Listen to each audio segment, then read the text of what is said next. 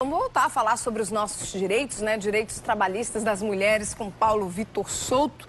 Aí a gente estava falando sobre a questão das gestantes, né? A empregada gestante, ela pode ser demitida mesmo gozando da estabilidade? A outra pergunta que você fez no primeiro bloco, né, que mais ocorria em relação ao prazo. Essa é a segunda. Toda empregada gestante diz, e argumentos do empregador, não posso ser demitida, então vou fazer o que eu bem entender no trabalho. Não é bem assim. A estabilidade que a gestante tem é uma estabilidade provisória. Então, ela deve atuar, deve continuar agindo dentro das normas da empresa. Se por acaso ela venha a cometer faltas, e faltas graves que possam ensejar de despedir por justa causa, nesse caso, até a empregada gestante pode ser demitida. Obviamente, não é qualquer conduta que vai gerar uma demissão de uma grávida. Isso é uma questão extremamente delicada e que tem que ser analisada caso a caso e tem que ser provada e fundamentada. Mas sim, a empregada gestante pode ser demitida caso venha a cometer faltas graves na empresa. Aí tem uma pergunta aqui da nossa telespectadora. Eu gostaria de saber se a mulher gestante, se ela pedir demissão, ela tem direito ao seguro maternidade depois que o bebê nasce?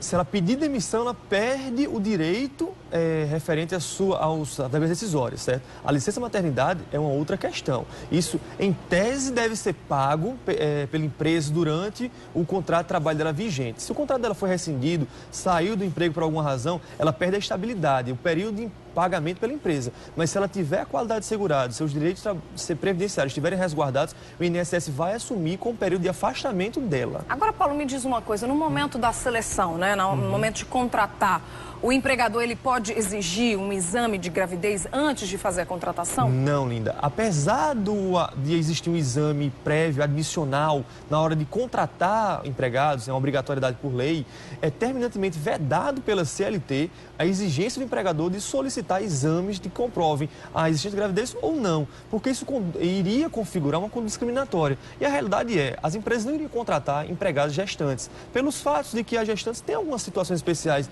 de ter que se ausentar do emprego para realizar exames, de ter que fazer um pré-natal, de ter um cuidado especial e não poder desempenhar todas as funções. Então, a realidade é que, apesar de ser, em tese, ser um resguardo para a empresa, não é permitido isso, porque configuraria uma conduta discriminatória. E no caso da demissão, né? Quando o empregado dá o aviso prévio e aí a mulher engravida, como é que fica essa situação? A concepção, ela ocorrendo no período de aviso prévio, seja trabalhado ou indenizado, ainda gera o direito à estabilidade. Aí você pergunta, como no aviso prévio indenizado, eu simplesmente demiti a minha empregada, digamos que amanhã, indenizar o aviso prévio, amanhã ela venha a me apresentar e dizer que estava grávida, desde a data de hoje. Se ela comprovar que até no aviso prévio indenizado, que ela já tem recebido os valores das decisórias, ela comprovar que está grávida antes disso, ela tem direito sim à estabilidade, Linda. É assegurado por lei e pela jurisprudência de forma majoritária. Aqui tem uma pergunta da Ângela de Carrapeta. Uma doméstica, ela só tem direito a tudo se ela tiver carteira assinada, sim ou não? Vamos ser práticos. E de forma objetiva, por lei, de forma direta, ela vai ter direito a tudo sem ter que recorrer a ninguém se tiver a carteira assinada, porque todos os direitos serão respeitados. Se por acaso ela não tiver a carteira assinada e se estiver injustiçada e quiser pleitear alguma verba, algum benefício do INSS ou algum outro órgão, ela pode socorrer da Justiça do Trabalho para pleitear o reconhecimento dos seus vínculos ou de outros direitos que venham a ser resguardados. A questão é que nessa situação, quando a carteira não está assinada, vai haver uma demora maior para ela conseguir os direitos dela, mas vai conseguir. Aí a pergunta aqui, bom dia, sou agente de saúde, tem uma gestante lá na unidade que toda vez que vai ao pré-natal ou fazer alguns dos exames necessários, leva atestado ou a declaração e os patrões não aceitam. O atestado médico é um direito do empregado de apresentar, desde que seja fundamentado, desde que seja um atestado válido, é obrigatoriedade da empresa abonar as faltas. Se por acaso não estão abonadas, a empresa pode... A empresa será penalizada caso a empregada venha a recorrer à Justiça do Trabalho ou a outros órgãos, como o Ministério do Trabalho e Emprego e o Ministério Público do Trabalho. Além disso, a declaração de comparecimento à consulta não tem um condão de abonar a falta. Ela apenas exime o empregado daquele período que estava em relação à consulta. Ele não pode faltar o dia inteiro em virtude só do comparecimento à consulta. No momento da consulta, ele comparece, tem dever de voltar à empresa para isso. Depois disso. Entendi. Uma outra pergunta, como é que funciona o direito da amamentação? Eu lembro que uma telespectadora já fez essa pergunta aqui durante a sua coluna, mas aí a gente reforça a informação. Como é que funciona isso? Foi a telespectadora Hortência. Eu até deixei um pouco vago a resposta na época, mas a situação é: a empresa tem a obrigação de conceder 2 intervalos de 30 minutos, certo? Durante os primeiros meses do retorno da gestante ao emprego. Além disso, se as empresas têm mais de 30 empregadas, com mais de 18 anos, é obrigatório, por lei, a empresa ter um local, um setor específico para facilitar esse trabalho, esse programa de amamentação das gestantes, certo? Mas nem todas as empresas têm isso, por mais que tenham mais de 30 empregados. Ocorre que há a possibilidade, Linda, da empresa fazer convênios com creches e até mesmo através de auxílio creche, para que a gestante possa deixar o seu filho em certos ambientes e próximos às empresas e tenha esse direito mais facilitado. Aqui uma pergunta: como é o pagamento do INSS das gestantes domésticas? O empregador vai pagar os 20% sozinho?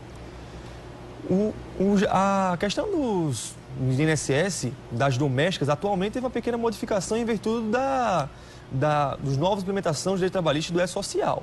Mas o empregador não é obrigado a pagar 20% de forma só.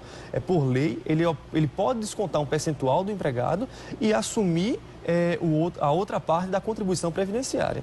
Ocorre que o pagamento da licença maternidade há uma certa diferenciação.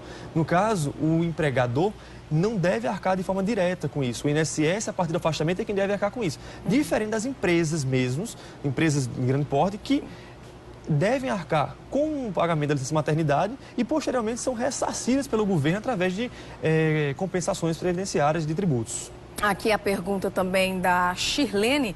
Tenho quase 5 anos de carteira assinada, já tenho 2 filhas, quero fazer a laqueadura de trompas. Queria saber quanto tempo tenho de licença junto ao INSS depois dessa cirurgia. Isso aí é Girlene, não é isso? Shirlene. Shirlene, desculpe. Você só vai ter essa noção com o próprio INSS. Não há uma regra de estabelecer o afastamento prévio por determinadas doenças. A licença gestante dessa maternidade, há uma previsão legal do tempo que vai ficar afastada. Mas em relação a cirurgias ou outras condutas, outros procedimentos que venham a necessitar do afastamento do trabalho, você tem que comprovar, primeiro através de atestado médico. Superior a 15 dias, você tem que submeter uma perícia no INSS e o perito do INSS é quem vai decidir e conceder a você um período de afastamento, seja de 30, de 60, de 20 dias, a depender do caso. Entendi. A pergunta aqui da Luana, do Valentina. Obrigada, Luana, pela sua participação. Linda, bom dia. Eu descobri que estava grávida 2 meses depois que comecei a trabalhar. Pela outra, eu engravidei já trabalhando cerca de 10 dias, após ter começado a trabalhar. O empregado pode, por lei, me demitir? Não. Não, né? Não. A partir do momento que você demonstrou a sua gestação, que está grávida, independente de antes de trabalhar ou durante o contrato de trabalho e até mesmo após o contrato de trabalho, quando você tem um aviso prévio já dado, a sua estabilidade é garantida por lei. Os casos de despedida só devem ocorrer, nesse caso, por justa causa, Luana. Não há a possibilidade de demitir sem justa causa. Se por acaso ele quiser lhe demitir, ainda assim há a possibilidade, Linda, desde que ele assuma com todos os salários até o período de estabilidade e até o término da licença gestante. Aqui, só para a gente finalizar, a pergunta, última pergunta. Bom dia, Linda. Eu trabalho na mesma casa 2 vezes na semana, sem carteira assinada. Faz 1 ano e 3 meses. Se eu sair, tenho algum direito? É como a diarista, né, no caso? Exatamente, Linda. Nesse caso, é a diarista. Nessa situação específica, de até 2 dias por semana, a jurisprudência tem reconhecido que há um trabalho de diarista. Não há habitualidade na sua relação de trabalho. Nesse caso, você não tem que ter carteira assinada, não há obrigatoriedade disso. Então, você não tem nenhum direito trabalhista assegurado em relação à CLT, seja férias, 13º, porque você tem trabalho em outros locais. E é configurado uma diarista de fato. Tá certo. Ok, Paulo, muito obrigada pela sua participação, viu? Obrigado a você, Linda. Ótimo tema, né? Muitas telespectadoras participando, querendo saber os seus direitos. Gostei de ver, minha gente, a mulherada aí. Muito bem, gostei. Participação 10 de vocês. Obrigada aí a todo mundo. Obrigada a você pelos esclarecimentos, Obrigado viu, Paulo? a você, Linda. Obrigado ao telespectador. Ótimo dia para você.